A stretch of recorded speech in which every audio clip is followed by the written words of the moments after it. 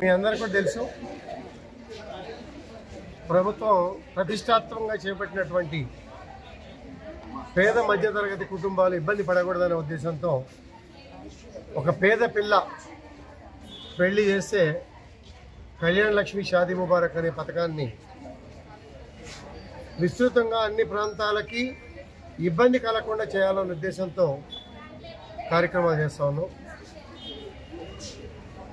గతంలో కొంత లేట్ చేసినప్పటికీ కూడా ఇప్పుడు అప్ టు డేట్ పెండింగ్ లేకుండా నేను కూడా ఇద్దరు ఎంఆర్ఓ, ఆర్డీఓ, కలెక్టర్తో కూడా మాట్లాడటం, ఎటువంటి పెండింగ్ లేకుండా ఇప్పటి వరకు వచ్చిన అప్లికేషన్లు అన్నింటినీ కూడా పూర్తిగా క్లియర్ చేసి భవిష్యత్తులో కూడా ఈ స్కీముని పెంచే ఆలోచనలో ముఖ్యమంత్రి రేవంత్ రెడ్డి గారు ఆలోచన చేస్తూ ఉన్నారు.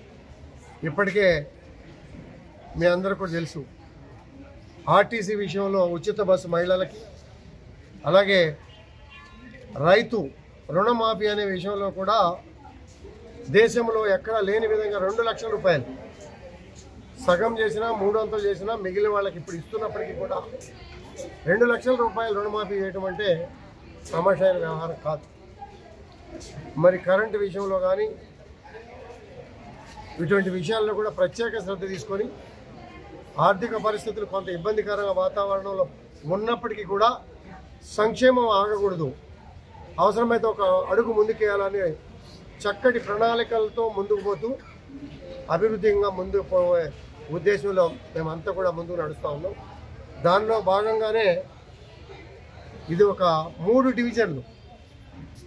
డివిజన్లో మాత్రమే 173 చెక్కులు ఈరోజు అందజేయడం జరుగుతుంది. పేద మధ్యతరగతి కుటుంబాలందరికీ కూడా చెక్కు తీసుకున్న వాళ్ళందరూ కూడా రాష్ట్ర ప్రభుత్వం తరఫున, మా కాన్స్టిట్యుయెన్సీ ప్రజల తరఫున చెక్కులు తీసుకున్న వాళ్ళందరికీ కూడా అభినందనలు, శుభాకాంక్షలు.